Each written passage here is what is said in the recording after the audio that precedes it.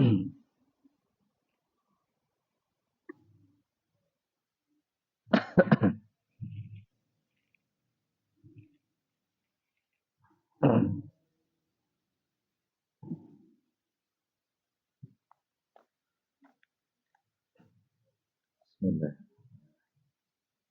Assalamualaikum warahmatullahi wabarakatuh.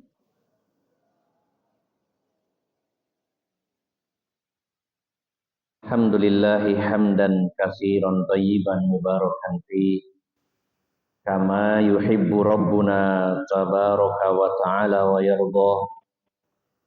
Asyhadu an la ilaha illallah wahdahu la syarika lah wa asyhadu anna Muhammadan abduhu wa rasuluhu la nabiyya ba'dah.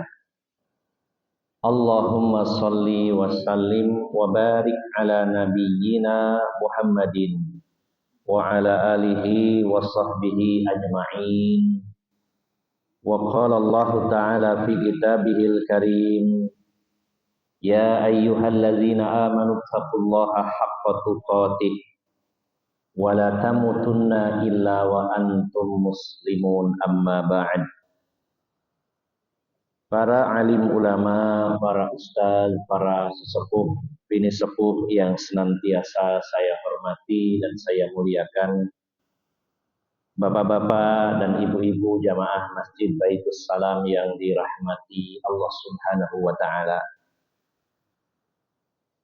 Marilah kita senantiasa berusaha dan berupaya untuk menjadi hamba-hamba Allah yang selalu bersyukur kepadanya.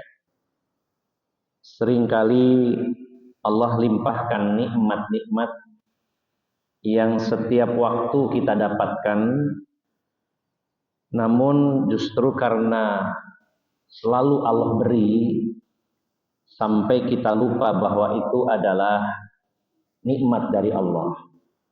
Sebagaimana Rasulullah telah bersabda, man asbaha aminan fi sirbihi mu'afan fi jasadihi wa indahu qutu yaumi ka'annahu hizat lahu dunya. Siapa yang berada di waktu pagi hari dalam keadaan aman dan dalam keadaan sehat badannya, serta masih diberikan rezeki bisa makan dan minum di pagi itu, maka seolah dunia menjadi miliknya. 3 nikmat yang sering kita lupakan, yaitu bisa diberi keamanan, diberi badan yang sehat, dan bisa makan. Setiap hari kita rasakan seperti ini. Dan baru terasa betapa besarnya nikmat tersebut ketika Allah kurangi, atau Allah hilangkan, atau Allah perlihatkan kepada kita bagaimana saudara-saudara kita yang kehilangan nikmat-nikmat tersebut. Kalau enggak kita yang dikurangi atau dihilangkan, baru terasa. Atau melihat, menyaksikan orang lain yang tidak mendapatkan nikmat tersebut, maka kita pun bila hati kita masih hidup dan peka akan melihat betapa berharganya, bernilainya nikmat tersebut. Bagaimana nasib saudara-saudara kita yang ada di lokasi bencana seperti Aceh, Sumatera Utara, dan Sumatera Barat? Apa yang diberitakan, yang ditayangkan di sosial media, ini baru sebagian kecil yang kita tahu. Karena begitu tahu lebih detail, setiap hari saya mendapat laporan dari teman-teman relawan yang saya kirim ke sana dan minta untuk menembus lokasi-lokasi yang terisolir, yang tidak bisa dijangkau oleh bantuan-bantuan. Maka setiap melihat video yang dikirimkan, kita sampai menangis. Ya, bagaimana susahnya saudara kita di sana, sampai diberi uang pun seolah tidak mau karena yang dibutuhkan makanan.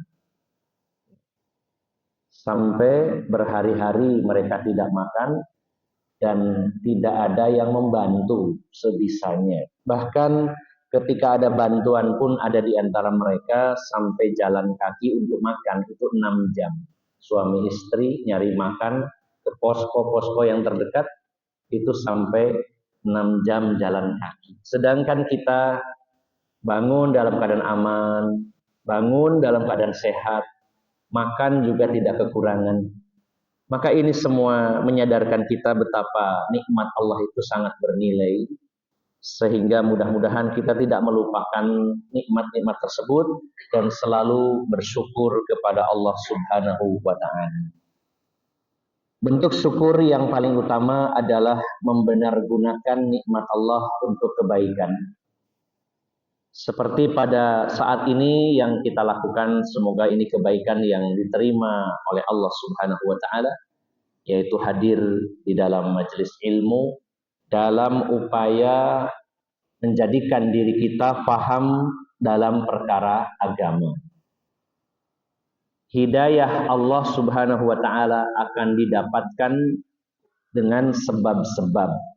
Dan sebab yang paling utama seseorang itu mendapat hidayah adalah dengan ilmu agama. Karena sebaliknya, di antara penghalang-penghalang seseorang untuk mendapatkan hidayah, sebagaimana tercantum dalam kitab As-Sawarifu Anil Haq, penghalang-penghalang hidayah, maka penghalang yang utama seseorang tidak mendapat hidayah adalah al-jahlu, yaitu kebodohan, ketidaktahuan dalam perkara agama. Oleh karena itu Bapak Ibu jamaah sekalian, mudah-mudahan dengan kita hadir di majelis ilmu, kita semakin banyak tahu, sehingga Allah membimbing kita ke jalan yang benar, memberikan hidayah kepada kita, dan semoga kita diberikan keistiqomahan di atas hidayah hingga akhir kehidupan kita semuanya. Bapak Ibu yang dimuliakan Allah Subhanahu wa Ta'ala, masih membahas tentang bab sholat yang sebenarnya sudah kita amalkan sholat ini puluhan tahun lamanya. Namun bisa jadi ada hal-hal yang belum kita ketahui berkaitan dengan hukum-hukum sholat. Mungkin masih ada kesalahan-kesalahan dalam sholat yang kita lakukan. Maka dengan demikian kita berusaha kembali merefresh, kembali melakukan penyegaran, pencerahan dengan cara membahas bab yang berkaitan dengan sholat. Tadi ada satu masukan dari pihak takmir sebelum melanjutkan, karena terakhir kita sudah membahas bab tentang ruku, kita akan lanjutkan tentang i'tidal. Tadi ada request pembahasan tentang sujud tilawah. Bapak Ibu jamaah sekalian yang dimuliakan Allah Subhanahu wa Ta'ala, di antaranya dalam salah satu hadis yang diriwayatkan Imam Abu Dawud, ketika Rasulullah Shallallahu Alaihi Wasallam membaca ayat-ayat sajdah, ayat-ayat yang di situ ada perintah untuk sujud kepada Allah Subhanahu wa Ta'ala, seperti ayat yang berbunyi wasjud waqtarib, sujudlah dan mendekatlah kepada Allah Subhanahu wa Ta'ala. Ketika Rasulullah SAW membaca ayat-ayat sajdah, baik di dalam sholat ataupun di luar sholat, maka beliau sujud tilawah. Sujud tilawah, tilawah artinya bacaan. Dan kami pun, kata para sahabat, mengikuti sujudnya Rasulullah Sallallahu Alaihi Wasallam. Bapak Ibu jamaah sekalian, jadi ketika selesai membaca surat Al-Fatihah, dilanjutkan dengan membaca ayat-ayat Al-Quran yang lain. Kemudian kalau ada ayat sajdah, maka disunnahkan. Tidak wajib, tapi disunnahkan. Jika tidak dilakukan, tidak berdosa, tapi dianjurkan.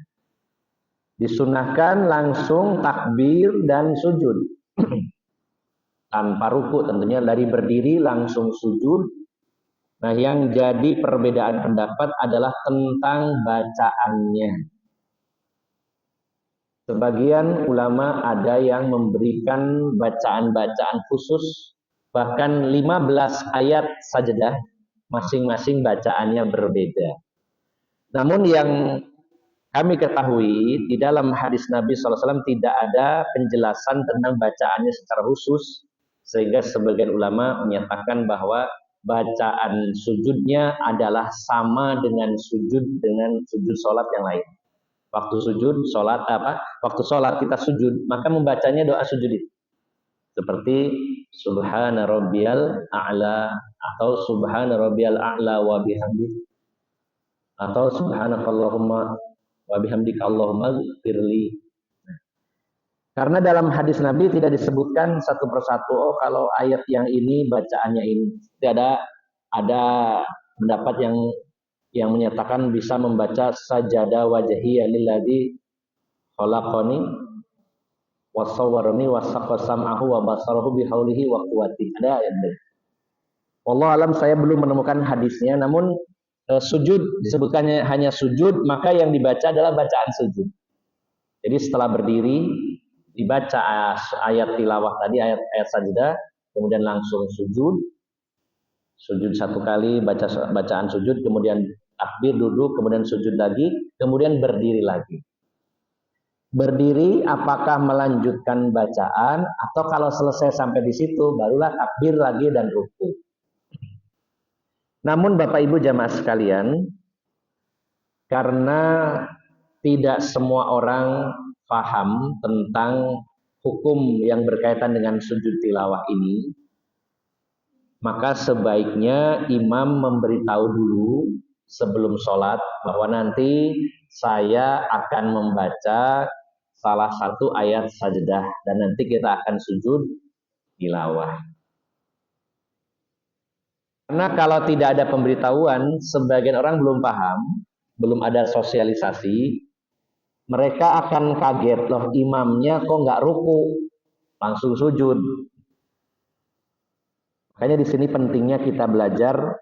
Ketika kita sudah tahu ilmunya, ternyata ada dasar-dasarnya, ada hadis-hadisnya tentang sujud tilawah ini, maka begitu imam membaca ayat yang mengandung perintah sujud, langsung sujud, kemudian makmum pun ikut sujud.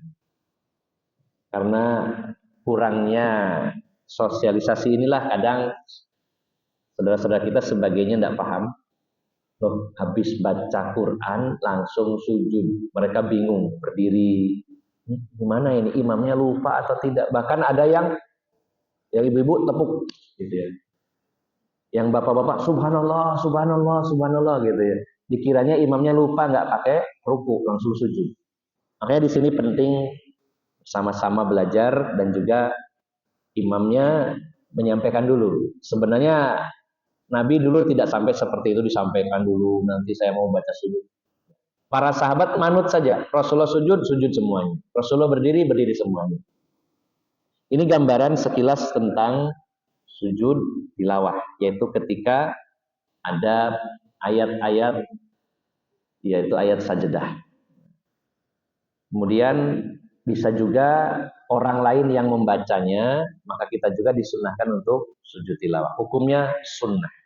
Baik, ini sekilas tentang sujud tilawah. Kita lanjutkan Bapak Ibu jamaah sekalian pada pembahasan terakhir tentang ruku dan juga bagaimana gerakannya serta bacaannya.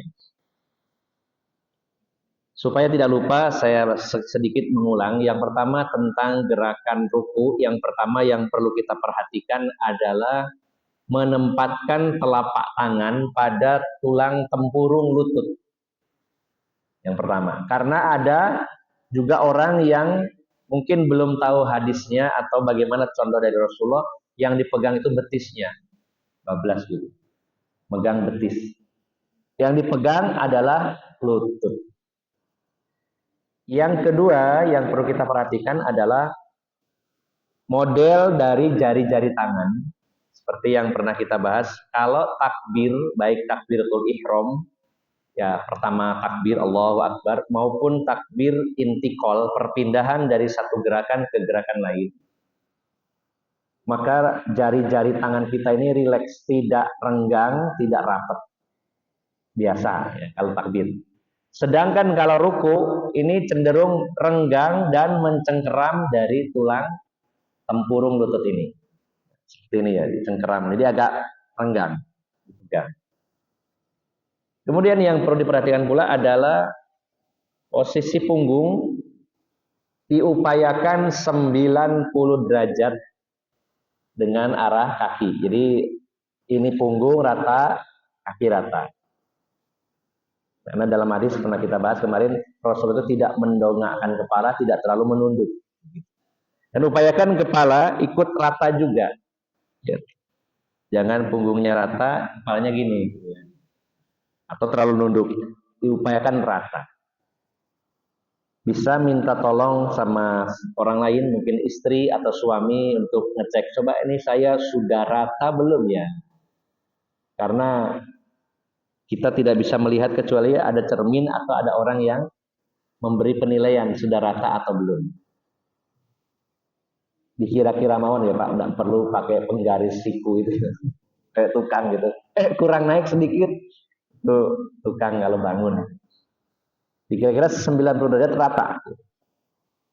Ini diantara gerakan ruku yang perlu kita perhatikan. Kemudian adanya tumak ninah. Jadi tulang-tulang ini harus sempurna dulu sampai posisi ruku. Jangan belum sempurna sudah berdiri lagi. Cepat. Terlalu cepat tidak ada tumak ninah.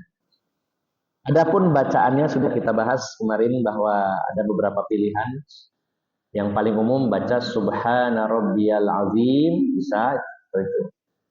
Atau Subhana Rabbiyal Azimi wa bihamdih 3 kali, atau lebih, boleh 3 kali, boleh lebih, termasuk Subhanakallahumma wa bihamdika Allahumma firli. Waktu kita kecil dulu sekolah diajari guru kita harus 3, begitu ya, harus 3. Terus bagaimana kalau sholatnya lama? Apa kita baca 3 Subhana Rabbiyal Azim wa bihamdi, Subhana Rabbiyal Azim wa bihamdi, Subhana Rabbiyal Azim wa bihamdi, terus nungguin gitu ya? Sedangkan imamnya panjang sekali rukunya. Karena Rasulullah itu lamanya ruku dan sujud beliau itu setara dengan lamanya beliau berdiri. Tergantung waktu berdiri beliau selama apa, maka ruku dan sujudnya biasanya beliau selama berdiri. Ada riwayat lain bahwa kira-kira panjang atau lamanya rukunya dan sujudnya Rasulullah itu sekitar 10 tasbih. 10 tasbih. Ini ada. Jadi tidak harus 3, boleh ditambahkan bacaannya. Subhana Rabbiyal Azim wa bihamdi, Subhana Rabbiyal Azim wa bihamdi, Subhana Rabbiyal Azim wa terus. Atau yang tadi Subhanakallahumma wa bihamdika Allahumma firli, Subhanakallahumma wa bihamdika Allahumma firli, dan seterusnya. Ini sudah kita bahas. Baik, kita lanjutkan Bapak Ibu jamaah sekalian. Al-i'tidalu minar ruku'i wa ma yaqulu fi. Setelah ruku kita melakukan i'tidal. Di dalam hadis riwayat Bukhari dan Muslim katakan di sini summa kana sallallahu alaihi wasallam yarfa'u sulbahu minar ruku'i qailan sami Allahu liman hamidah. Adalah Rasulullah SAW mengangkat tulang sulbi, tulang punggung ya, tulang punggung dan pinggang dari ruku, lalu beliau membaca sami Allahu liman hamidah. Maha mendengar Allah terhadap orang-orang yang memujinya. Wa amara bidzalika, dan Rasulullah memerintahkan yang demikian. Wal masiul salatahu faqala lahu la tatimu salatu li ahadin minan nas hatta yukabbiru summa yarka summa yaqulu sami Allahu liman hamidah hatta yastawiya qa'iman.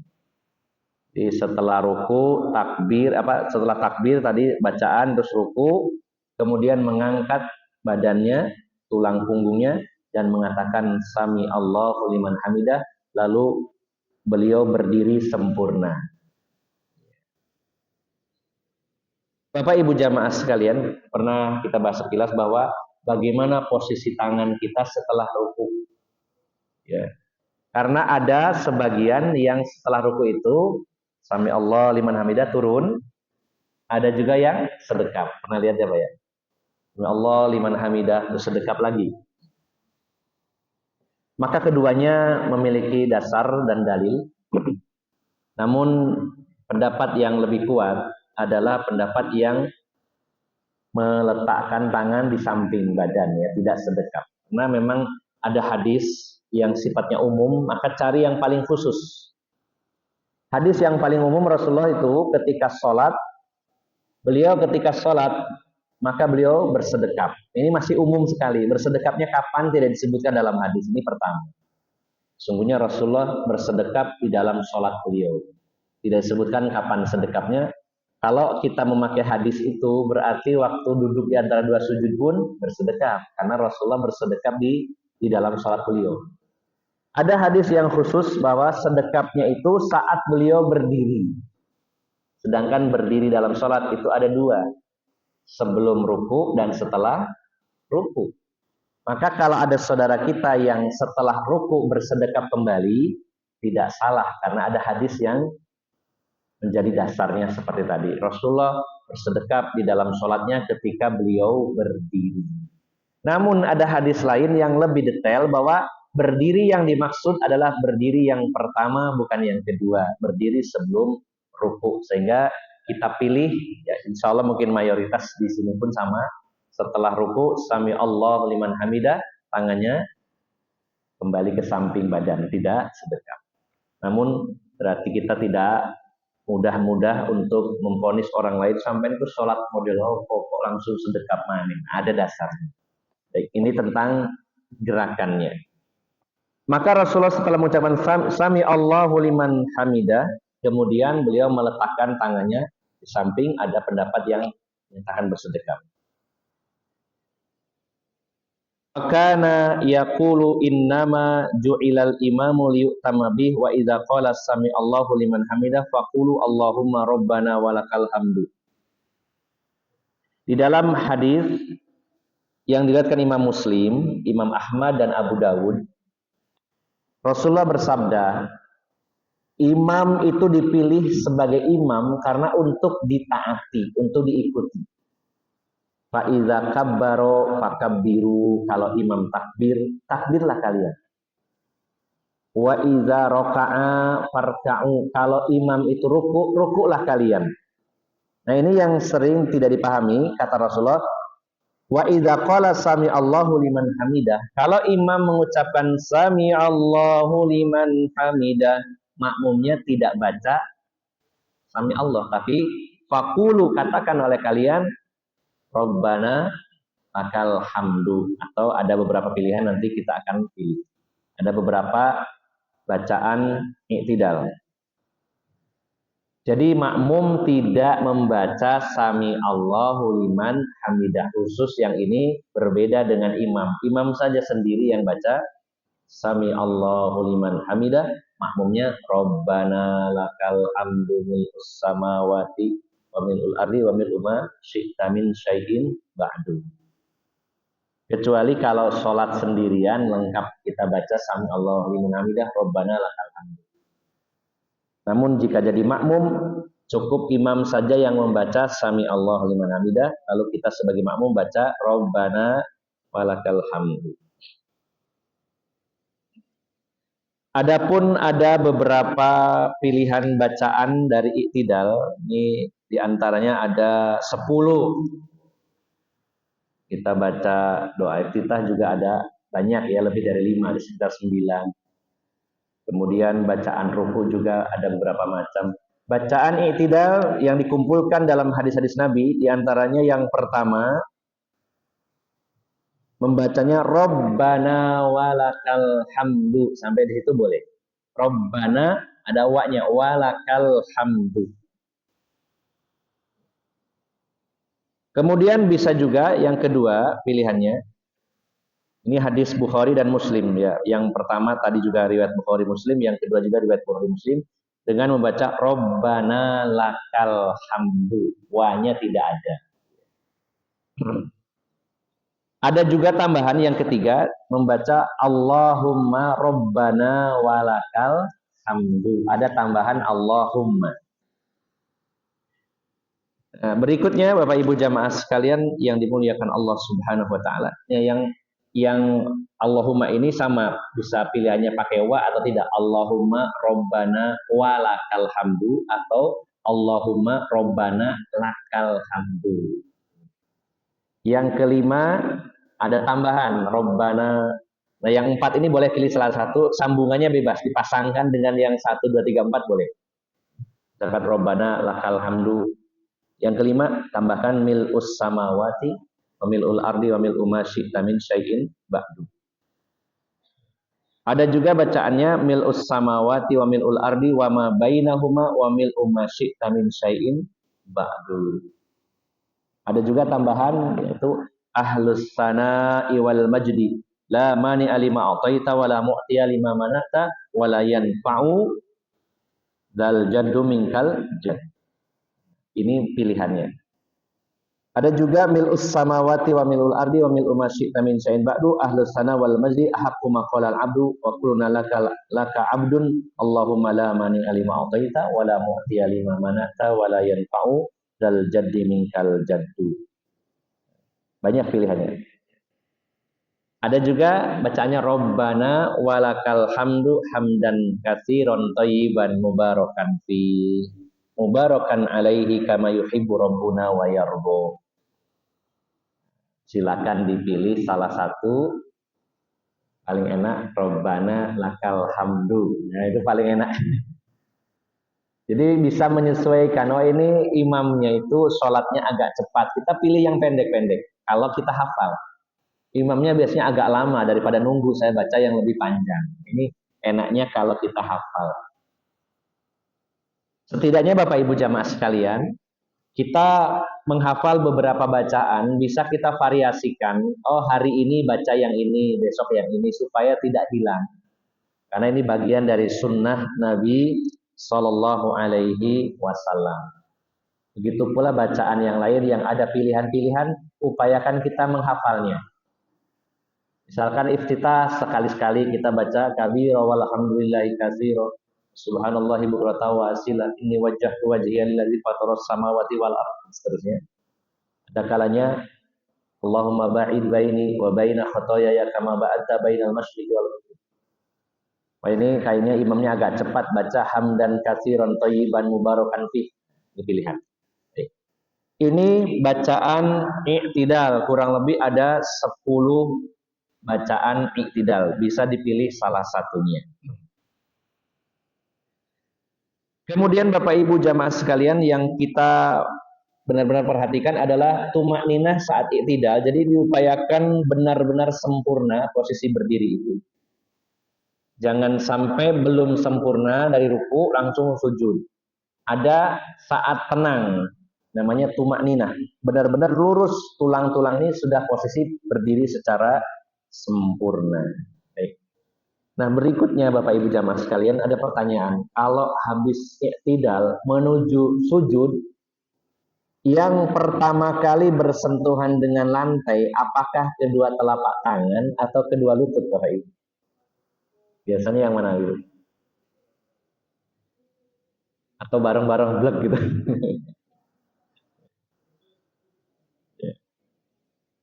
Nah, di sini ada satu pembahasan.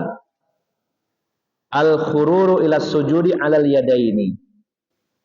Kalau dalam kitab ini, kitab sifat salat Nabi Sallallahu Alaihi Wasallam karya Syekh Nasruddin Al-Albani, dan juga ada beberapa kitab lain, diantaranya kitab Al-Wajiz min Fiqhis Sunnah wal Kitabil Aziz. Maka kedua penulis kitab ini memilih pendapat bahwa kedua tangan dulu yang nempel di lantai. Tapi ada hadis-hadis lain atau pendapat lain yang mendahulukan kedua lutut. Baik, kita lihat dulu atau kita baca dulu hadisnya. Di dalam hadis yang diriwayatkan Imam Abu Dawud dan Imam Nasai, Dan hadisnya sahih. Hadisnya sahih. Wa kana ya'muru bidzalika idza sajada ahadukum fala yabruk kama yabrukil ba'ir wal yadu yadaihi qabla rukbataihi.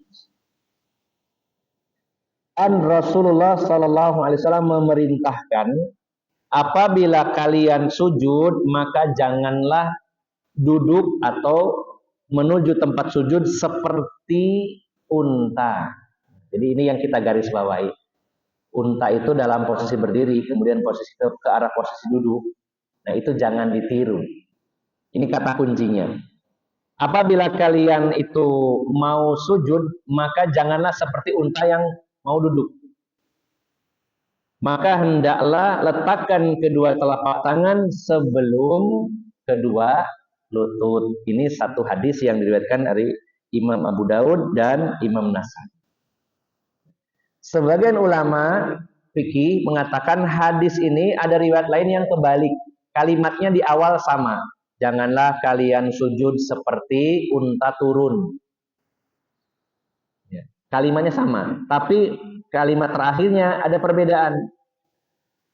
Hendaknya letakkan kedua lutut sebelum kedua tangan. Yang satunya hendaknya letakkan kedua tangan sebelum lutut. Masing-masing ada hadisnya. Perbedaannya di ujung. Ini hal biasa dalam hadis. Terkadang rawi hadis itu ada yang ingatnya tangan dulu. Oh, lutut dulu. Nah, supaya mudah, mari kita berangkat ke kebun binatang. Lihat unta itu kalau dari berdiri ke duduk tuh kaki depan dulu apa kaki belakang dulu. Saya belum sempat lihat ini. Baik, kalau belum sempat lihat, nanti kapan-kapan lihat di kebun binatang, harus nungguin seharian. Kalau untanya nggak duduk ya diam gitu ya, nungguin. Sebagian berpendapat bahwa yang lebih dulu adalah telapak tangannya, baru lutut. Sebagian lagi justru berpendapat lutut dulu nempel di lantai, baru kedua telapak tangan. Kalau saya pribadi memilih pendapat yang lutut dulu, karena sebagian ulama ada mengatakan yang paling mudah adalah yang lebih dekat dengan bumi adalah lutut, sehingga lutut lebih dulu. Dan ada pendapat lain yang mengatakan dua pendapat ini benar, maka setiap orang bisa memilih mana yang lebih mudah baginya. Tidak dipersulit. Saya kayaknya lebih mudah lutut dulu nih. Wah, kalau saya lutut dulu, lututnya kena asam urat, jeduk, dia sakit. Enaknya lebih mudah pakai tangan dulu nahan, baru pelan-pelan lututnya nempel. Nah, jadi ini tidak perlu dipermasalahkan mana yang benar, mana yang salah. Masing-masing ada dasarnya. Kalau ingin memastikan benar, kita harus menyaksikan unta sampai dia posisi berdiri ke duduk. Gitu. Baik, jadi boleh bapak-bapak, ibu-ibu, mau telapak tangan dulu, plek, atau kedua lutut dulu. Atau mana yang lebih mudah di antara keduanya. Ini tentang gerakan turun dari i'tidal menuju tempat sujud atau mau sujud.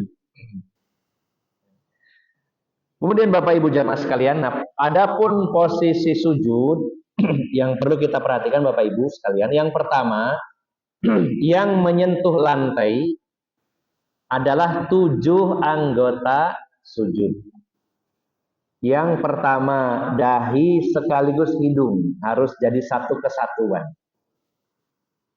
Jangan dipisahkan. Ada orang itu sujud, ya, kepala dahinya nempel tapi hidungnya tidak. Ditegur, Mas, kok panjenengan sholatnya waktu sujud itu cuma nempel batuknya mawon. Niku irung kula niku pesek boten nutut. Alasannya pesek ndak nyampe. Sak pesek sakit itu. Tetap bisa. Jadi jangan nungging gini dalam arti kepalanya yang nempel cuma ini tapi sekaligus hidung. Satu kesatuan. Ini satu titik. Karena ada 7. Wajib nempel semuanya. Yang pertama, dahi sekaligus hidung. Ini nomor 1. Yang kedua dan ketiga adalah kedua telapak tangan kiri kanan. Jadi 1, 2, 3. Yang keempat dan kelima adalah lutut. Kalau lututnya nggak nempel itu namanya push up, ya, nggak sujud. Kemudian yang keenam dan ketujuh adalah jari-jari kaki diupayakan, yaitu diupayakan menghadap kiblat. Walaupun nekuk gini ya, tapi bukan nempel gini Bu ya, bukan nempel gini. Tapi usahakan menghadapnya ke kiblat. Nanti kita praktekkan ya. Jadi pertama yang kita perhatikan yang menempel di tanah adalah 7 anggota sujud, termasuk kalau dahi sekaligus hidung, dan kalau jari-jari kaki bukan yang nempel ujungnya saja tinggi, tapi agak ditekan gini sehingga menghadap ke arah kiblat sebisanya dengan catatan yang normal. Kalau yang asam urat ya beda lagi. Nah, yang kedua yang perlu kita perhatikan adalah saat sujud dua telapak tangan ini nempel rapat. Maaf, jari-jari tangan kalau takbir itu rileks, tidak nempel, tidak renggang. Kalau ruku itu renggang, kalau sujud itu rapetin. Ini yang kedua. Yang ketiga yang perlu kita perhatikan adalah posisi telapak kaki kiri kanan itu harus nempel. Harus nempel. Oke. Harus nempel, tidak berpisah begini. Jadi kita praktekkan. Jadi kita ini teori dulu. Nempel seperti ini. Ini yang ketiga. Yang keempat, cara sujud itu adalah diupayakan perut itu harus agak naik. Lambung kita jangan nekuk ke bawah. Tapi kalau perut saya kan agak bulat gede gitu ya. Bukan masih bulat tidaknya, tapi maksudnya posisi tulangnya, Pak. Kan ada orang itu yang cenderung ke bawah. Nah, diupayakan diangkat perutnya. Saat sujud agak diangkat perutnya. Kemudian setelah itu yang perlu kita perhatikan adalah antara paha dengan betis diupayakan 90 derajat. Ini betis, ini menurut saya ke arah paha. Nah ini set. Ada orang sujud itu 45 derajat, pendek jangkauannya. Ada yang lebih dari 90 derajat blosor gitu ya. Nah, diupayakan sebisa mungkin ya. Seperti tadi posisi ruku, diupayakan ini betis, ini arah paha. 90 derajat, perut agak diangkat. Selanjutnya posisi kedua tangan ada di samping kepala, jangan terlalu maju, jangan terlalu mundur ya. Harus seperti orang takbir tadi. Dan tidak ada perbedaan antara laki-laki dan perempuan karena kita diajari dari kecil itu kalau perempuan itu gini. Ada di dalam hadis Nabi Shallallahu Alaihi Wasallam di sini larangan sujud sebagaimana sujudnya anjing. Pernah lihat anjing Bapak Ibu? Kalau ini nggak perlu ke kebun binatang. Anjing itu kalau sedang duduk kan gini Bu ya. Ininya nempel ya. Iya. Nah, maka yang benar sujud itu diangkat. Yang nempel cuma telapaknya ya. Ini jangan nempel. Dan tidak perlu dirapatkan. Kalau kita lihat anjing itu lagi santai begini. Nah, itu dilarang oleh Nabi Shallallahu Alaihi Wasallam. Bapak Ibu jamaah sekalian yang dimuliakan Allah Subhanahu Wa Taala, saya ulangi lagi, untuk posisi tangan itu seperti waktu kita takbir, bisa sejajar pundak atau sejajar dengan telinga, tidak terlalu maju, tidak terlalu mundur, sejajar dengan pundak atau sejajar dengan telinga, seperti waktu kita takbir. Ini gerakan sujudnya, kurang lebih mungkin saya praktekkan seperti apa. Nah, jadi Bapak Ibu jamaah sekalian, yang pertama kita usahakan 7 anggota sujud. 1, 2, 3, 4, 5, 6, 7. Nah, jadi posisi ini yang saya maksud tadi harus seperti ini nekuk nantinya. Jangan ngawang gini, Pak. Tapi harus arah kiblat. Kita praktekkan ya. Ini rapat, jari-jarinya rapat. Nah, kemudian ini diusahakan 90 derajat. Nah, seperti ini. Kalau kurang lurus dikoreksi. Kemudian yang dilarang adalah seperti ini. Jadi harus diangkat. Bahkan kalau Rasulullah SAW dalam hadis yang lain agak sedikit terbuka sampai ada para sahabat melihat ketiak putihnya ketiak Rasulullah SAW. Tapi kalau sholat berjamaah, diatur, jangan karena Nabi kan sampai kelihatan ketiaknya, jadi sujudnya lebih duluan dari sebelahnya, makan tempat. Yang sebelahnya bingung, ini sujud apa yuyu, bingung ya. Jadi, nah kemudian tadi ketika sujud ininya nempel, plek, ini Bu ya, ditempelkan begini, nempel, bukan direnggangkan begini. Ya, tumit kaki nempel, plek, jarinya menghadap ke kiblat dan posisinya perut harus diangkat, agak diangkat. Nah, diangkat itu maksudnya gini. Nah, jangan gini, jentit gitu jangan, tapi diangkat perutnya, lambungnya. Ada gambaran guys, kurang lebih seperti itu. Selanjutnya bacaan sujud. Kita lihat beberapa pilihan hadis-hadis Nabi Sallallahu Alaihi Wasallam. Nah, di dalam kitab ini disebutkan ada 12 pilihan bacaan sujud. Sementara kita biasanya cuma hafal satu ya sering. Disinilah pentingnya kita ngaji supaya juga tahu ternyata ada bacaan lain, sehingga kalau ada orang yang berbeda dengan kita maklum karena tahu bahwa ini juga pakai yang lain. Di antara bacaan sujud yang pertama subhana rabbiyal a'la. Biasanya salah sama roh 3 kali subhana rabbiyal a'la, subhana rabbiyal a'la, subhana rabbiyal a'la. Ini hadis pertama dibaca 3 kali sebagaimana riwayat Ahmad dan Abu Daud dan Ibnu Majah, juga Imam Daraqutni, bacanya 3 kali. Wa kana ahyanan yukarriruha aktsaru min dalika. Ada kalanya Rasulullah mengulangnya lebih dari 3, lebih banyak dari 3. Seperti yang tadi saya jelaskan. Ini sebagaimana ya yang dijelaskan dalam hadis-hadis yang sebelumnya, termasuk ruku dan sujud juga sama, boleh lebih dari 3. Kalau pakai 3 ya boleh, sebagaimana hadis riwayat Imam Ahmad, Abu Daud dan Ibnu Majah. Bacaannya subhana rabbiyal a'la, subhana rabbiyal a'la, subhana rabbiyal a'la. Kemudian yang kedua, bacaannya subhana rabbiyal a'la wa bihamdi, subhana rabbiyal a'la wa bihamdi, subhana rabbiyal a'la wa bihamdi 3 kali. Yang ketiga, hadis riwayat Muslim, bacaannya subuhun kudusun rabbul malaikati waruh. Mirip dengan doa kita waktu malam Lailatul Qadar ya. Tapi pendek ini. Kalimatnya subuhun kudusun rabbul malaikati waruh. Subuhun kudusun rabbul malaikati waruh. Yang keempat, yang ini hadis riwayat Bukhari Muslim. Biasanya orang cenderung ini riwayatnya Bukhari Muslim, hadisnya paling bagus, hadis paling sahih. Riwayat Bukhari dan Muslim bacaannya adalah subhanakallahumma rabbana wa bihamdika allahumma ighfirli. Subhanakallahumma rabbana wa bihamdika allahumma ighfirli.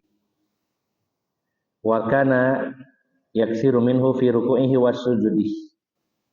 Dan Rasulullah memperbanyak bacaan ini baik di dalam sujud maupun dalam ruku' maupun dalam sujud beliau.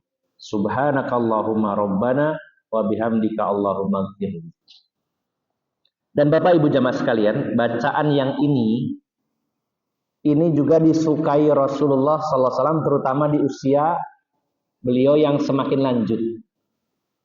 Karena bacaan ini adalah bentuk pengamalan dari surat An-Nasr, idza jaa nasrullahi wal fath.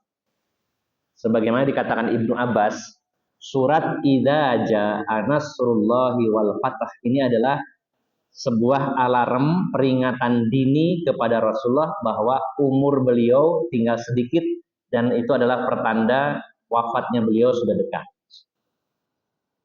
Sehingga para ulama mengambil salah satu pelajaran bahwa untuk orang-orang yang berusia lanjut, terutama usia 60, 70, maka apa yang tercantum dalam surat An-Nasr, ada kalimat fasabbih bihamdi rabbika wastaghfir. Maka tasbihlah, tahmidlah, dan istighfarlah. Diperintahkan membaca tasbih, tahmid, istighfar. Sedangkan dalam bacaan sujud atau ruku yang ini, di situ terkandung semuanya. Subhanakallahumma rabbana, ada subhanaka, ini ada tasbih. Subhanakallahumma rabbana. Wa bihamdika, ini adalah tahmid. Allahumma gfirli, ini adalah istighfar. Ini lengkap. Fasabbih bihamdi rabbika wastaghfir innahu kana tawwaba. Maka bacaan ini terutama di usia lanjut disukai Rasulullah Sallallahu Alaihi Wasallam karena pengamalan dari surat An-Nasr tadi. Jadi Bapak Ibu yang biasa bacanya Subhana Rabbiyal A'la atau Subhana Rabbiyal A'la wa bihamdi bisa menambah referensi lagi menghafal bacaan ruku dan sujud yang ini. Subhanakallahumma rabbana wa bihamdika Allahumma gfirli. Ada yang lainnya, ini bisa dihafal ataupun tidak silakan. Ya, diantaranya yang kelima, riwayat Imam Muslim, diantaranya Rasulullah membaca Allahumma laka sajadta wa bika amanta wa laka aslamta wa anta rabbi sajada wajhiya lilladzi khalaqahu wa sawwarahu fa ahsana suwarahu wa syaqqa sam'ahu wa basarahu tabarakallahu ahsanul khaliqin. Fa tabarakallahu ahsanul khaliqin. Panjang ya. Ini ada yang mirip seperti tadi bacaan tilawah. Hanya saja kalau di dalam Al-Qur'an, mungkin ibu-ibu bapak-bapak punya Quran. Kalau ada ayat-ayat sajdah biasanya dikasih tanda seperti warna ya. Tandanya lambang masjid ya, betul, seperti masjid itu ya. Itu sebagai tanda saja tambahan agar mudah mengingatnya bahwa itu adalah ayat sajdah. Nah, ada salah satu ayat yang bacaannya seperti ini, mengikuti bacaan ini. Adapun boleh membaca bacaan sujud yang lainnya ketika sujud tilawah tadi. Ada bacaan lain, Allahumma gfirli dzambi kulli. Allahumma gfirli dzambi kullihi wa diqqati wa jillahi wa jillahu wa awwalahu wa akhirahu wa alaniyatu wa sirrahu. Dan ada pilihan-pilihan yang lainnya, kurang lebih ada 12 macam bacaan sujud. Setidaknya Bapak Ibu kita minimal hafal 3 lah paling tidak. Okay? Dan ini tidak perlu kita kotak-kotakan, oh ini bacaannya kelompok ini bacaan ini enggak. Sama-sama ada hadisnya. Okay? Riwayat Bukhari dan Muslim membaca Subhanakallahumma Rabbana wa bihamdika Allahumma gfirli. Dan yang lainnya tadi Subhana Rabbiyal A'la dan juga Subhana Rabbiyal A'la wa bihamdi. Berikutnya Bapak Ibu jamaah sekalian saya tambahkan sedikit lagi karena memberi kesempatan untuk pertanyaan. Itolatus sujud, panjangnya sujud, lamanya sujud. Wa kana sallallahu alaihi wasallam yaj'alu sujudahu qariban minar ruku'i fit qauli. Jadi Rasulullah itu kalau sujud, lama sujudnya itu setara dengan lama rukuknya. Misalkan rukuknya itu misal 2 menit, misal ya Pak. Panjang ya, 2 menit itu panjang Pak. Kelihatannya 2 menit, tapi kalau dipraktekkan itu lama, ya 2 menit. Karena kita mungkin hitungan detik biasanya, ya. Kalau ruku itu biasanya hanya hitungan detik, nggak sampai 1 menit kan. Maka lamanya sujud diupayakan selama ruku, lamanya ruku. Dan lamanya ruku biasanya Rasul itu setara dengan lamanya waktu Rasulullah itu berdiri di dalam sholatnya. Bapak Ibu jamaah sekalian yang dimuliakan Allah Subhanahu wa taala, sebagai tambahan bahwa sujud ini adalah posisi yang terbaik. Kita meletakkan kepala kita yang isinya otak di bawah perut kita yang isinya kotoran. Ini bentuk merendahkan diri yang serendah-rendahnya, yaitu ketika sujud. Kalau ruku termasuk tunduk, tapi antara kepala dan perut masih sejajar. Kalau sujud lebih rendah lagi. Makanya tidak boleh sujud ini kepada makhluk. Ini adalah posisi yang terendah, bentuk penghinaan, merendahkan diri, dan itu hanya diperuntukkan kepada Allah Subhanahu wa Ta'ala. Sehebat apapun, setinggi apapun orang, kita tidak boleh menghormat kepadanya dengan ruku dan sujud, apalagi sujud. Kecuali di masa lalu, di dalam syariat agama yang lalu, seperti dalam ajaran Nabi Yusuf, dibolehkan sujud kepada manusia ketika ayah, ibu, dan 11 saudaranya Nabi Yusuf menemui Nabi Yusuf, mereka semuanya bersujud.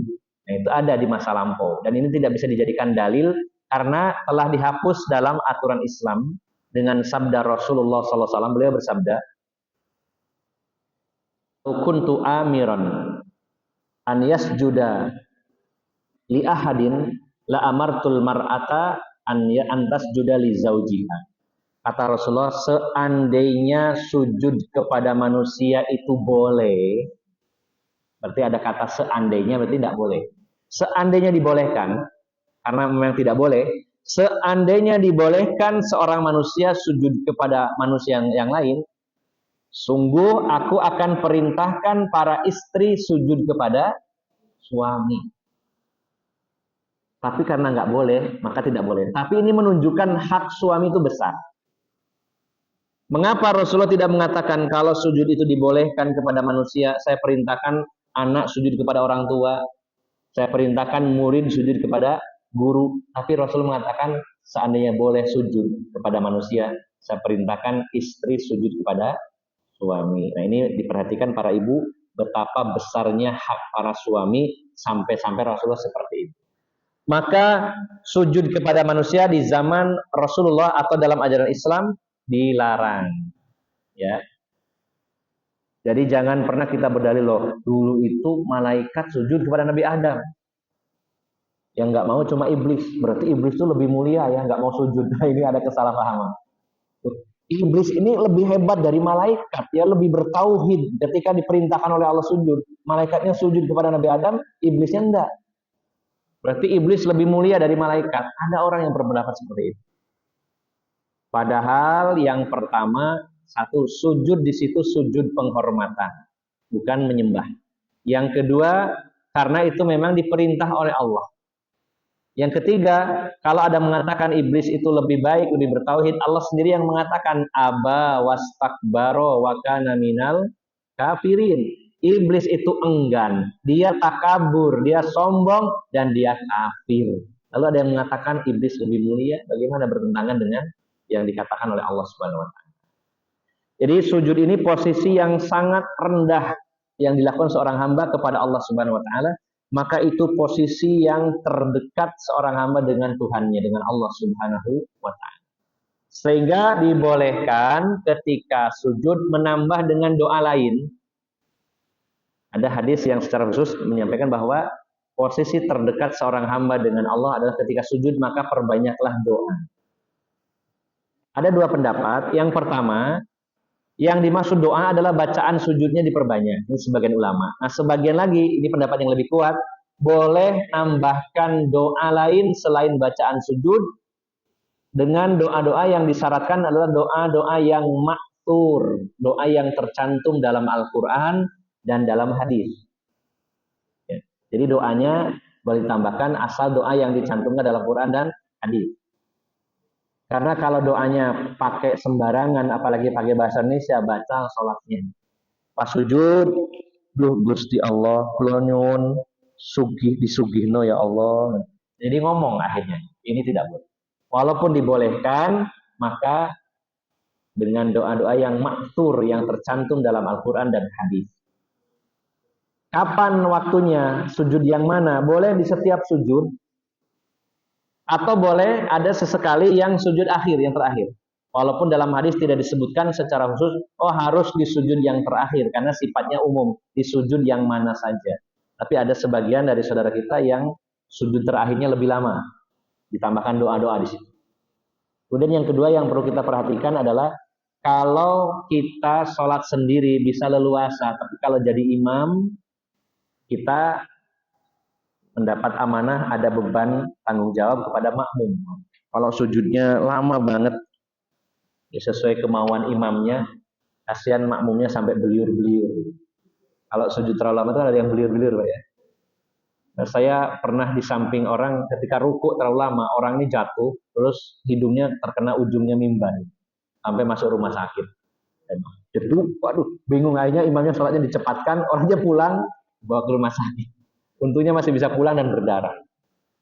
Tetap dipertimbangkan bahwa kalau sholat berjamaah, terutama jadi imam, tetap ada pertimbangan bagaimana makmumnya kekuatannya. Jangan ya sesuai kemauannya. Beda dengan sholat sendirian, terutama sholat sunnah, maka sepanjang apapun dipersilahkan. Bapak Ibu jamaah sekalian, ini baru bahas iktidal dan sujud, baik gerakannya maupun bacaannya. Karena waktunya sudah sangat singkat dan sangat pendek, ada kesempatan barangkali untuk tanya jawab. Saya cukupkan untuk pembahasannya sampai di sini. Bila ada umur dan kesempatan, kita lanjutkan tentang duduk di antara dua sujud, kemudian setelah itu tahiyat, baik tahiyat awal maupun tahiyat akhir, baik gerakan maupun bacaannya sampai salam. Mungkin bisa jadi satu pertemuan lagi, mudah-mudahan. Kalau ada umur dan kesempatan, satu pertemuan lagi bisa selesai. Untuk saat ini saya cukupkan sampai di sini. Saya kembalikan kepada MC, barangkali ada lanjutan acara seperti apa, saya persilahkan. Aqulu qauli hadza wa astaghfirullah li wa lakum wa akhiru da'wana anil hamdulillah.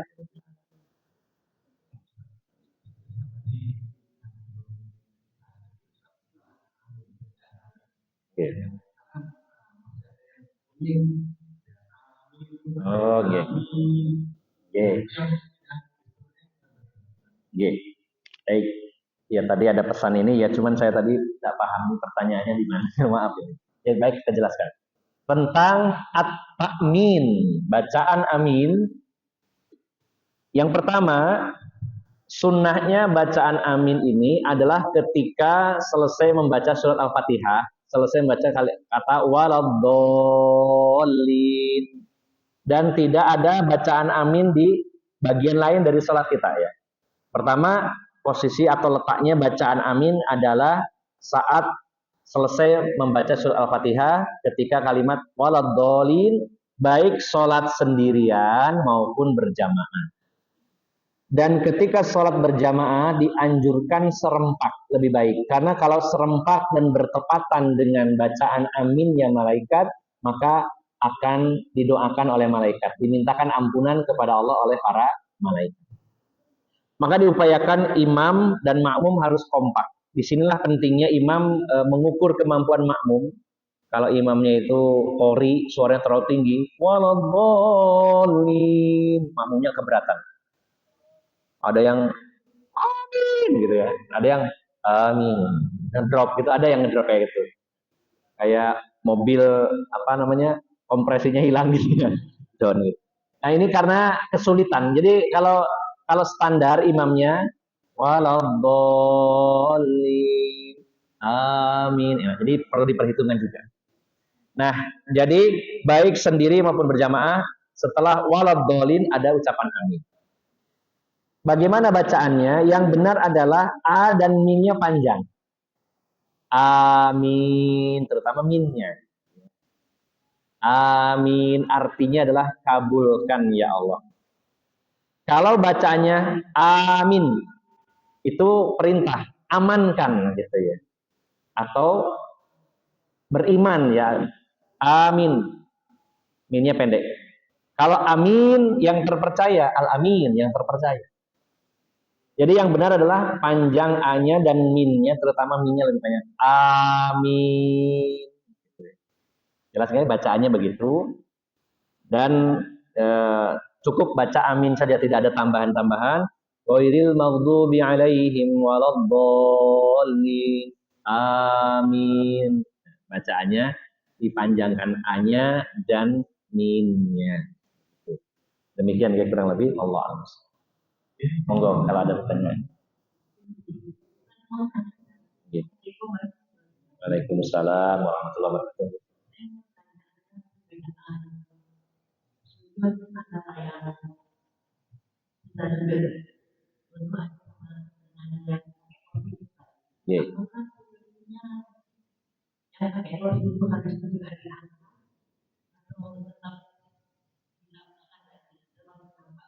Ye.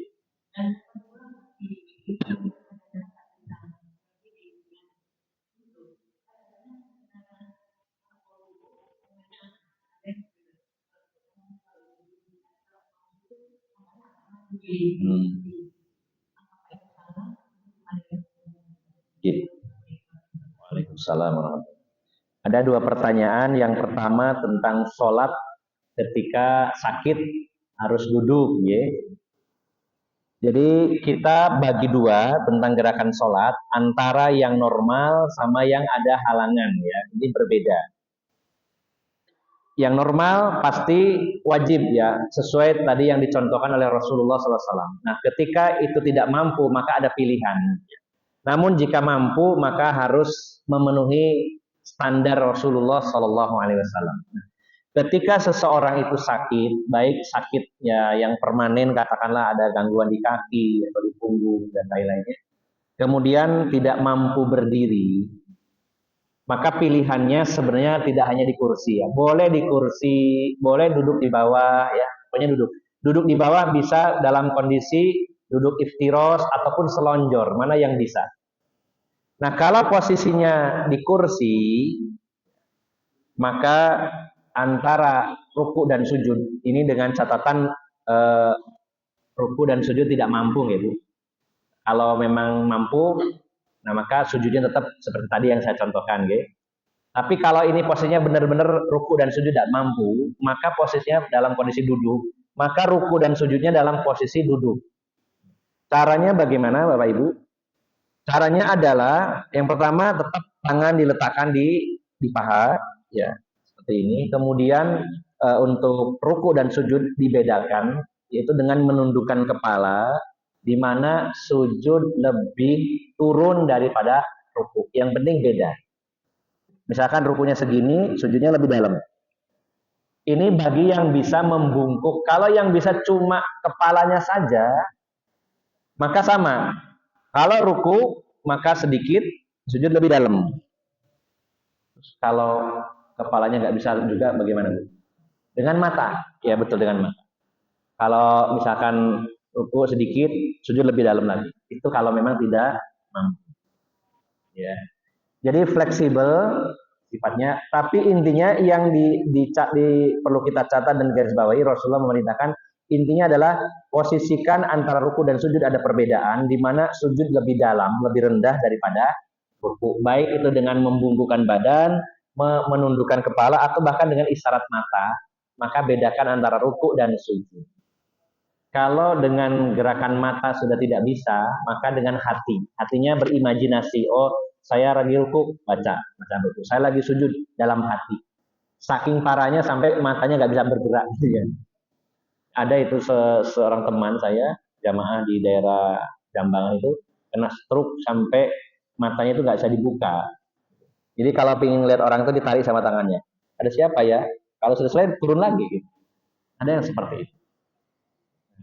Maka yang seperti ini sesuai kemampuan, ya intinya posisi ruku dan sujud dibedakan, di mana sujud lebih rendah daripada ruku. Kesimpulan dari pertanyaan tadi, kalau duduknya di kursi, maka rukunya sedikit nunduk, sujudnya lebih dalam lagi. Nah, bagaimana kalau sujudnya mampu?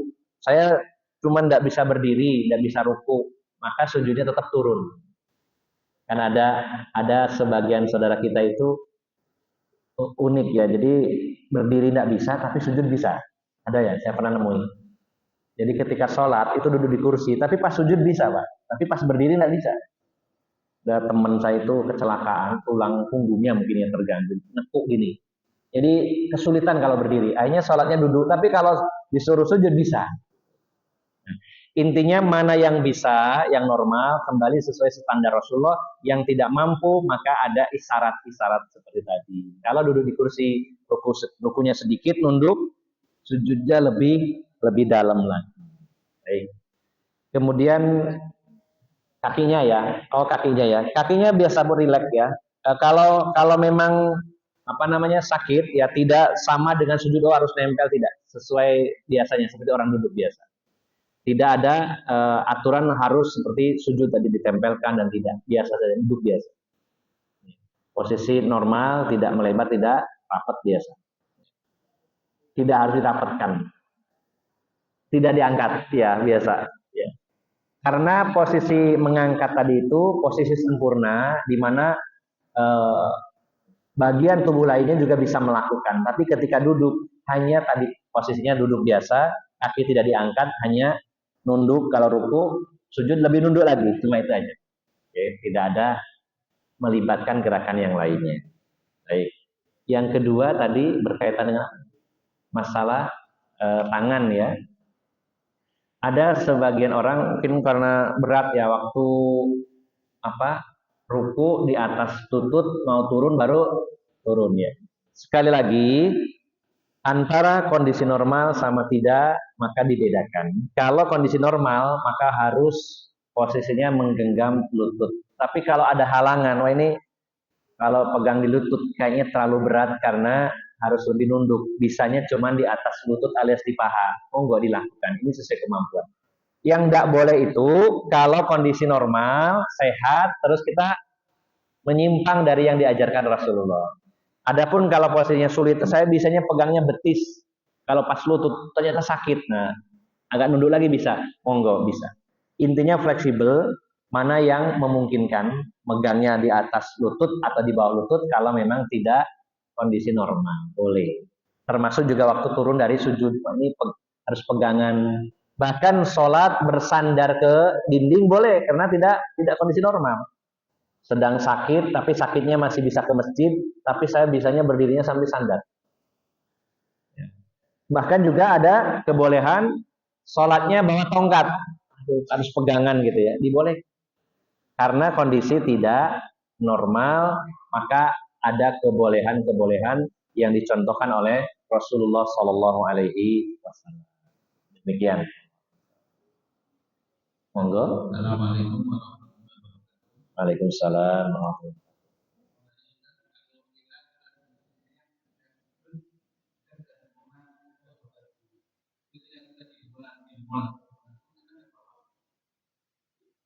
G.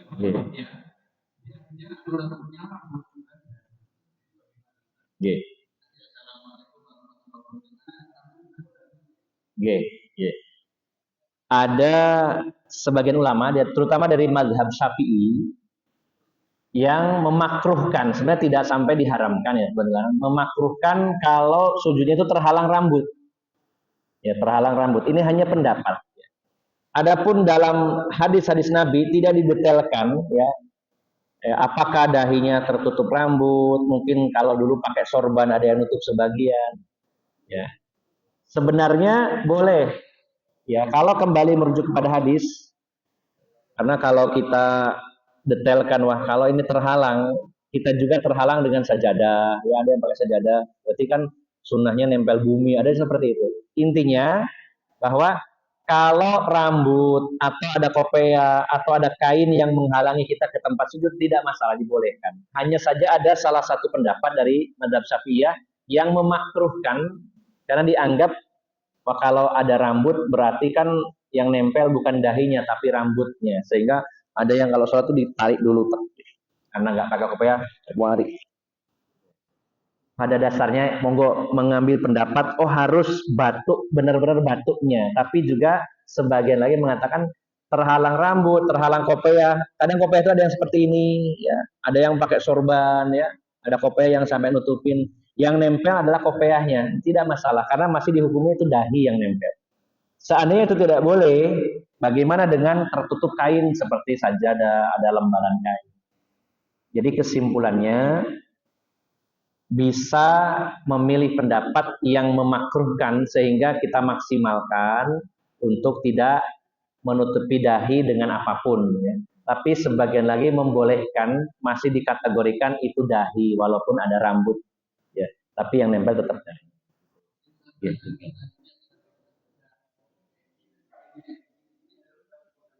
G. G. Ya, ya, sebenarnya ketika rambut pun menutupi secara umum biasanya rambut itu menutupinya sebagian ya, saat tebal-tebal rambut masih dahi itu masih ada yang kena gitu ya. Ya, sebenarnya begitu. Tapi intinya boleh ada yang menutupi dahi, tidak ada larangan dari Nabi Sallallahu Alaihi Wasallam ya. Ketika tertutupi sesuatu ya baik rambut atau kopiah atau sajadah atau apa kupluk dan lain-lainnya tidak masalah. Demikian wallahu a'lam. Waalaikumsalam.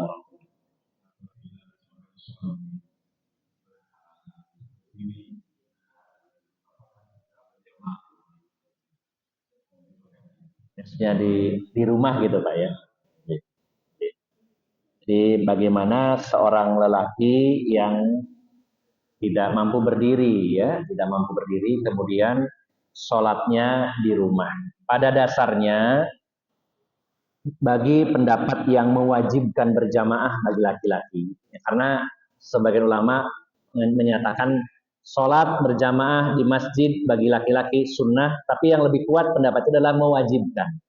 Ini pertama ya. Pendapat yang mewajibkan laki-laki harus di masjid dan berjamaah banyak dalil yang digunakan. Salah satunya adalah Abdullah ibnu Umi Maktum, seorang yang buta, pernah datang kepada Rasulullah SAW minta dispensasi keringanan.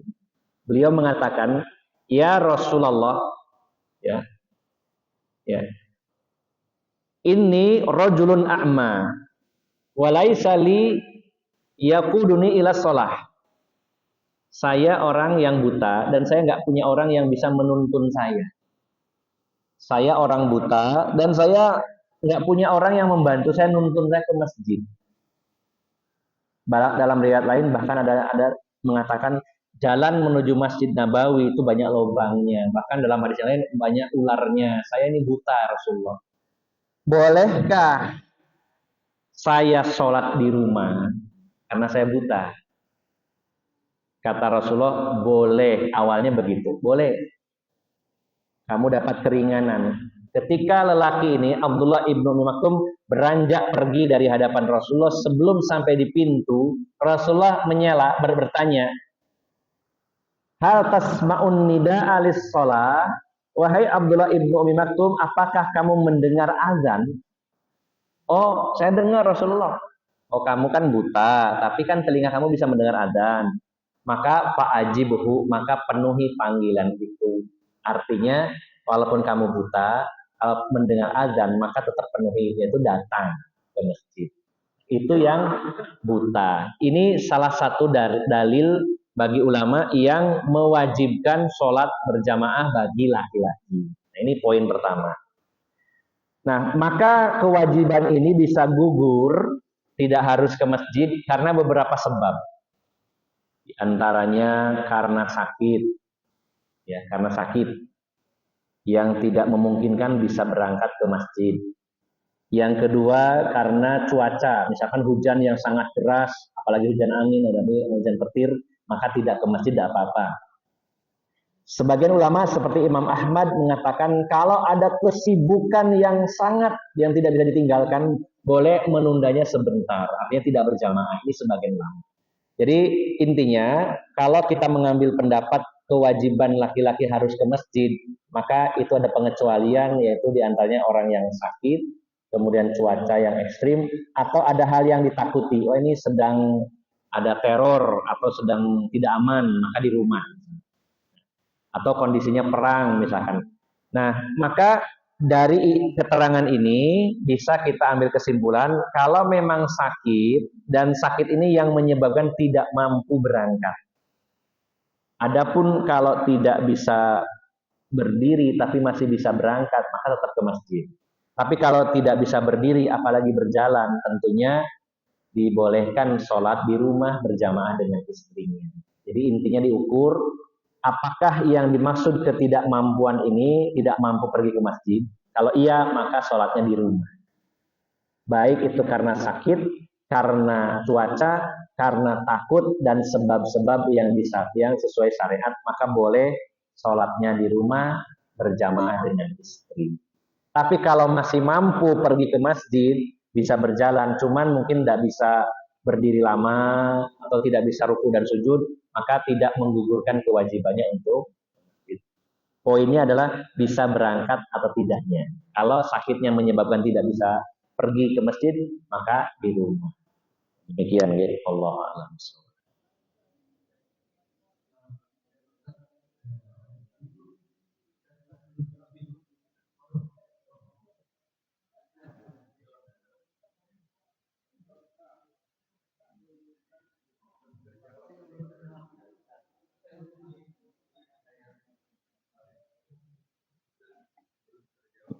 Oh, oh, posisinya istrinya gitu ya.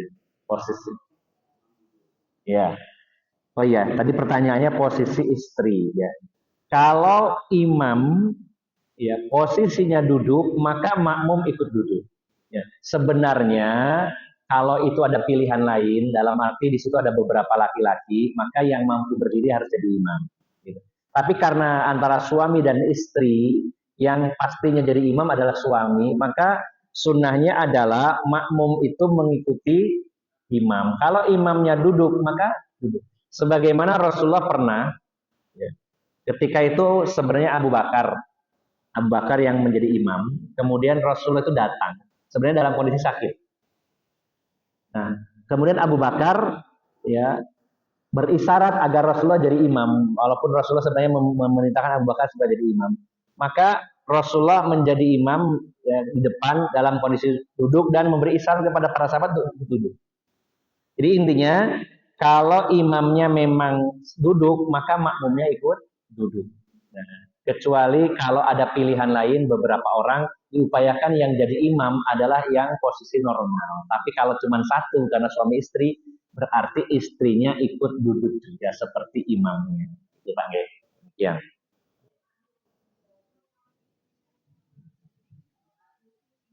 Oke, walaupun mampu berdiri, karena imamnya duduk, itu duduk. Risikonya di situ karena imam dijadikan sebagai imam untuk diikuti sampai imam duduk ikut duduk. Sebagaimana yang dicontohkan Rasulullah ketika para sahabat berdiri, Rasulullah beri isyarat dengan tangan beliau supaya makmumnya juga ikut duduk. Kecuali kalau ada pilihan lain imam yang mampu berdiri, jangan pilih yang tidak mampu berdiri. Tapi karena ini cuma satu-satunya, maka posisi duduk makmumnya ikut duduk mengalah. Gitu. Monggo.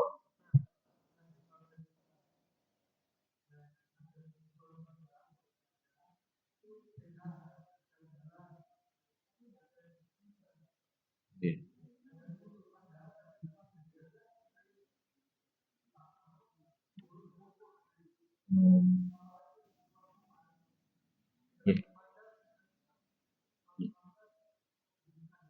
Yeah.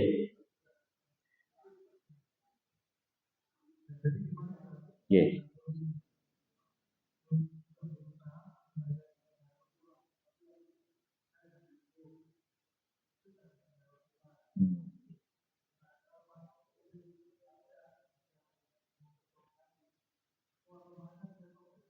Yeah. Yeah. Kalau melihat kasusnya Abdullah ibnu Umi Maktum yang mengatakan saya nggak punya orang yang menuntun, tapi mengapa Rasulullah tetap mengatakan berjalan? Sebenarnya ini disesuaikan kemampuan Nun Sewu karena orang yang buta antara yang satu dengan yang lain juga kemampuannya tidak sama. Kan? Selama mampu, seandainya nggak ada yang nuntun tapi punya feeling yang kuat, insting yang kuat, pakai tongkat. Kalau memang mampu, tidak berbahaya, tidak mengapa. Tapi kalau diperkirakan ini saya kayaknya bahaya kalau berangkat sendiri. Nanti maunya ke masjid bisa-bisa malah ke warung misalkan ya, atau kebablasan, atau ada bahaya, takut ketabrak, takut kejeglong. Ini tentunya dibolehkan di rumah, Pak. Jadi kita pahami bahwa Rasulullah tadi mengatakan kepada Abdullah ibnu Umi Maktum karena waktu itu beliau memang tidak punya yang menuntun, tapi beliau punya tongkat waktu itu. Dan tiap orang beda-beda. Walaupun sama-sama tidak melihat, tapi ada yang punya kemampuan lebih, mungkin dari sisi pendengarannya lebih tajam, terus juga apal jalannya dan sebagainya. Tidak sama antara setiap orang. Maka yang penting adalah kesimpulannya, kalau diperkirakan berbahaya, bisa jatuh, bisa masuk ke selokan, atau bisa eh, keseleo dan sebagainya, ini tentu dibolehkan sholat di rumah sampai ada yang mengantar, ya Pak. Jadi tidak apa-apa kalau diperkirakan, oh ini saya tidak mampu kalau harus ke masjid, bisa jadi kesasar, bisa jadi jatuh, bisa jadi takut ada kecelakaan dan sebagainya, kecuali harus ada yang nuntun. Selama tidak ada yang nuntun, boleh di rumah. Ini pengecualian. Tentu yang sakit saja dibolehkan sholat di rumah, apalagi berhalangan tidak bisa melihat. Maka boleh sholat di rumah, intinya kalau memang benar-benar tidak bisa. Demikian. Kalau masih bisa, monggo ke masjid. Demikian. Waktu kita pandangan mata.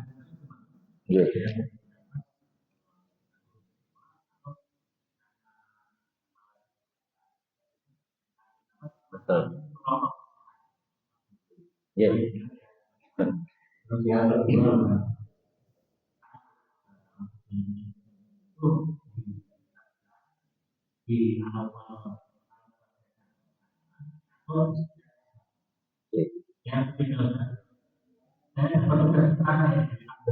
Nggih.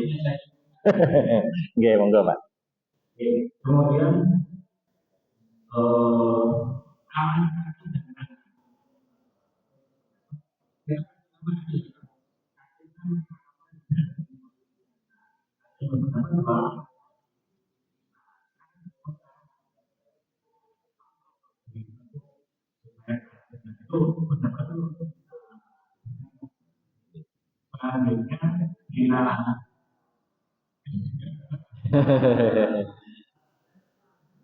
kita ketika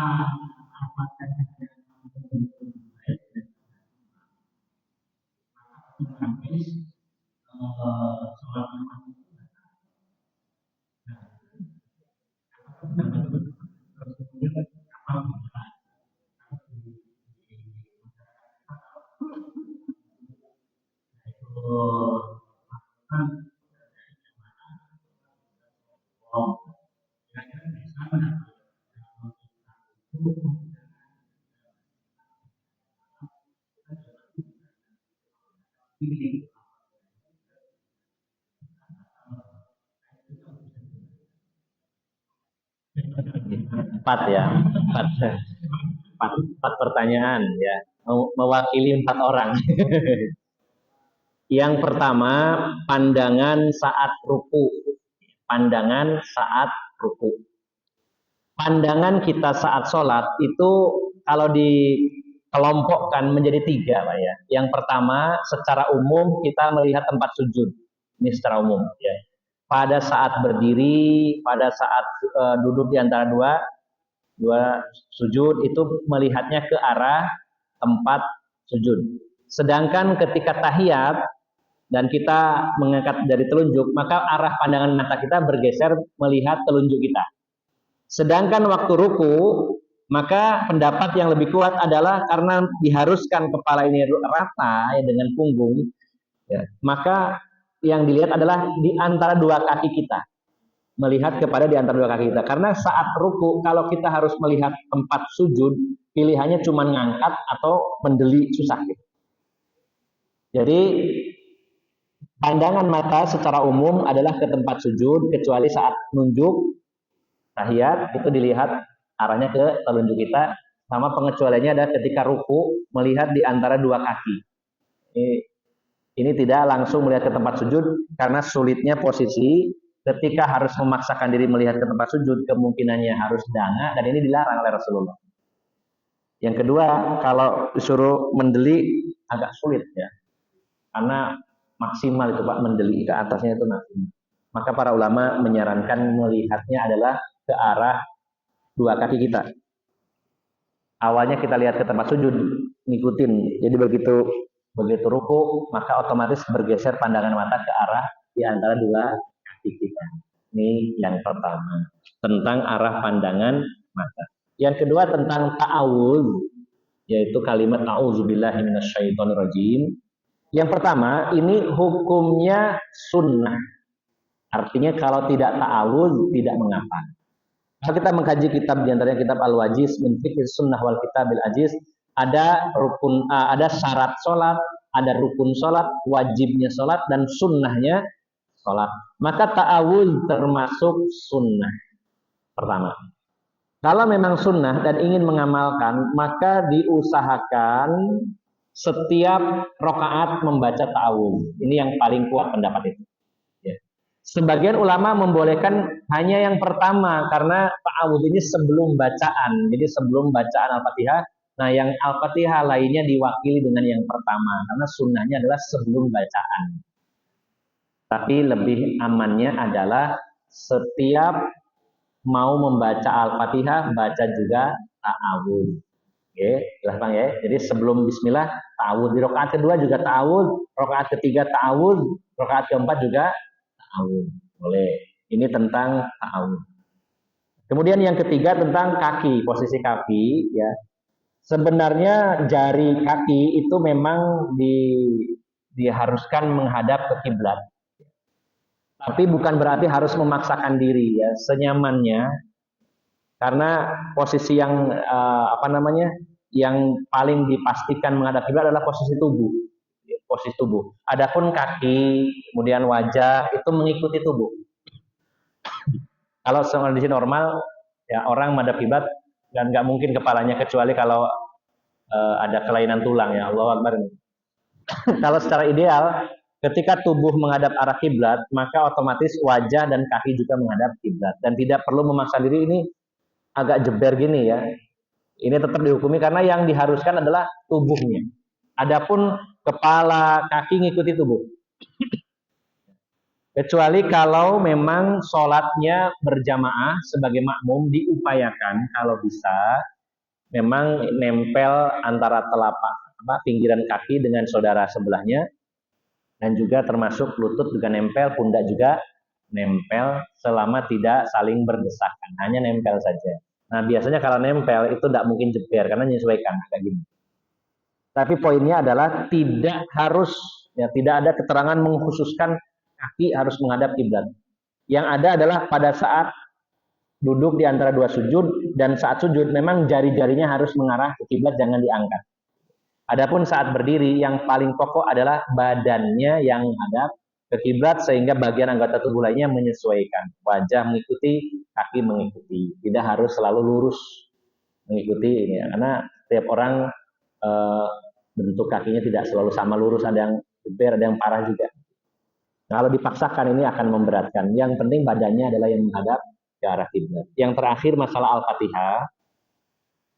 Apakah benar jika makmumnya itu lebih bagus bacaan Al-Fatihahnya daripada imam? Kemudian tidak sah sholatnya. Bapak Ibu jamaah sekalian, Al-Fatihah ini termasuk rukun sholat. Kalau tidak ada maka batal sholat. Yang namanya rukun, kalau tidak ada batal sholat. Nah, kecuali kalau lupa, maka ini adalah sujud sahwi dan harus diganti. Ini namanya rukun. Al-Fatihah termasuk rukun. Para ulama sepakat kalau bacaan Al-Fatihahnya itu mengandung lahnun jahriyun. Lahnun jahriyun itu adalah lahan jahri itu adalah kesalahan fatal dalam bacaan Al-Fatihah, maka sholatnya tidak sah. Jadi kalau Al-Fatihahnya salah, tapi kesalahan itu ada dua, lahnun jahri dan lahnun khafi. Kesalahan fatal, kesalahan ringan. Contohnya apa kesalahan fatal? Merubah harokat. Harusnya A jadi U misalkan. Siratal ladzina an'amtu alaihim. Nah, itu merubah harokat. Maka tidak sah sholatnya. Atau mengganti huruf. Harusnya ain jadi hamzah. Atau memberi tasdid.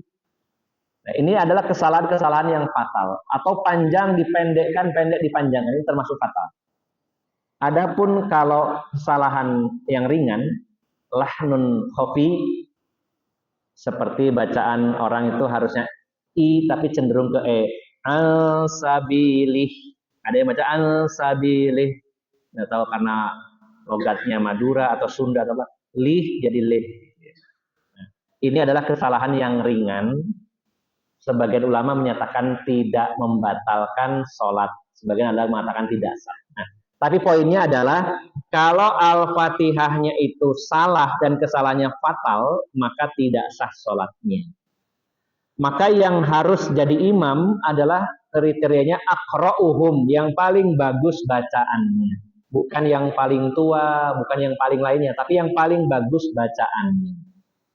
Nah, ini pentingnya ada pemilihan imam, tidak asal-asalan, dipilih yang terbaik bacaannya. Kalau sama-sama baiknya, ini ada 5 orang, kok baik semua, pilih yang di antara 5 itu yang paling paham sunnah, mengerti ilmu agama, ngerti dalil, ngerti Al-Quran, ngerti hadis, ya, ngerti hukum-hukum.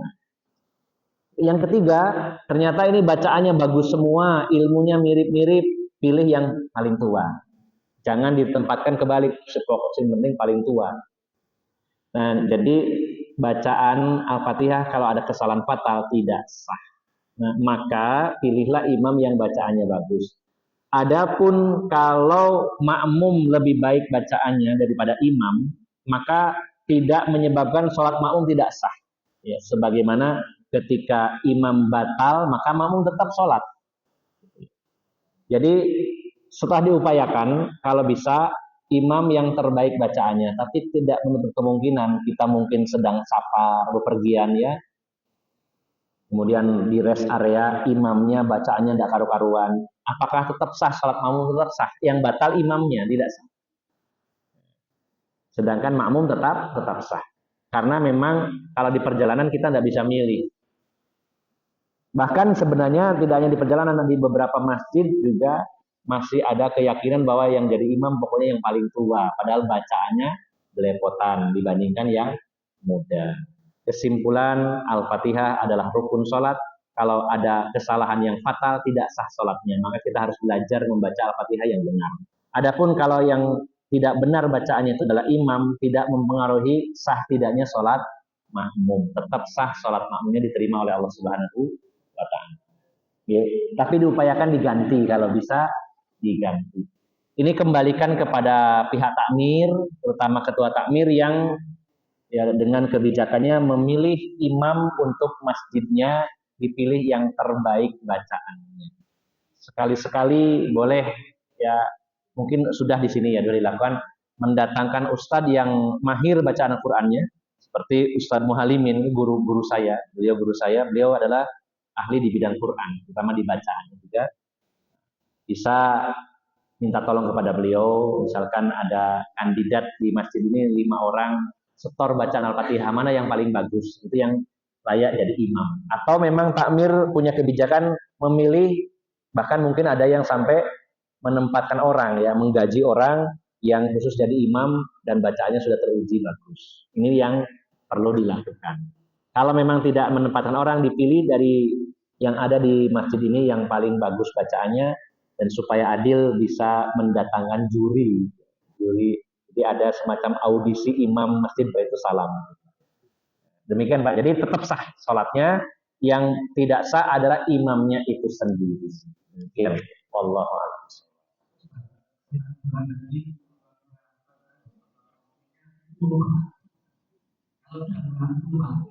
Ya. Ada kalanya kesalahan bacaan itu merubah arti, ada kalanya malah tidak ada artinya. Karena tidak semua yang berubah lalu berubah artinya. Kadang bacaannya salah, jadi tidak jelas artinya ini dari mana.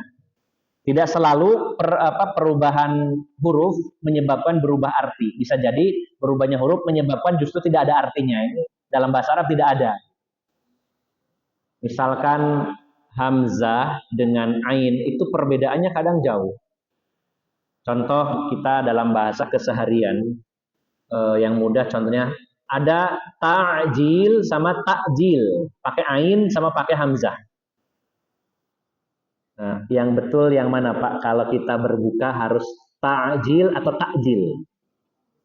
Pakai ain. Dari kata ajjala yu'ajjilu ta'jil. Ta'jil. Artinya apa? Menyegerakan. Kalau pakai hamzah, takjil, itu mengakhirkan. Dari kata ajjala yu'ajjilu, mengakhirkan, kebalikannya. Hanya perbedaan ain dan hamzah artinya bertolak belakang. Tapi kalau diganti jadi takjil, malah nggak ada artinya. Takjil ini apa ya? Pakai kaf.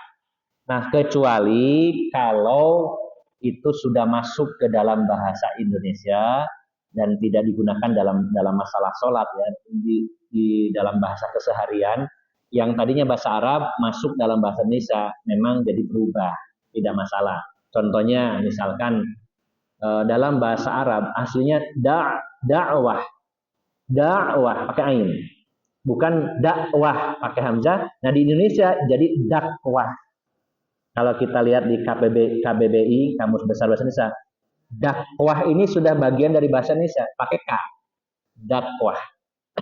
Makanya saya punya yayasan, mendaftarkan nama yayasan saya, sahabat dakwah, itu ditolak. Jangan dakwah, tapi dakwah. Ini berbeda. Jadi intinya berubah huruf, berubah panjang pendek, berubah jadi ada tasdid. Ini kadang-kadang merubah makna, kadang-kadang jadi tidak bermakna. Tergantung kalimatnya seperti apa. Panjang pendek ini juga sering bertolak belakang. Karena kata la dengan la ini artinya bertolak belakang. La sungguh benar-benar, la tidak. Maka orang baca wala saufa yu'tika. Wala saufa yu'tika rabbuka fatardo dengan wala saufa yu'ti, beda jauh. Yang benar yang pendek wala saufa dan sungguh akan, sedangkan wala saufa tidak akan. Ini bertolak belakang. Jadi dengan berbedanya huruf atau mungkin tambahan jadi tasdid dan lain-lainnya tidak selalu merubah arti, karena kadang-kadang jadi malah tidak ada artinya, karena di dalam bahasa Arab tidak ada kalimat itu. Artinya tetap salah, tetap merusak Al-Fatihah dan termasuk kesalahan yang fatal. Ya. Okay.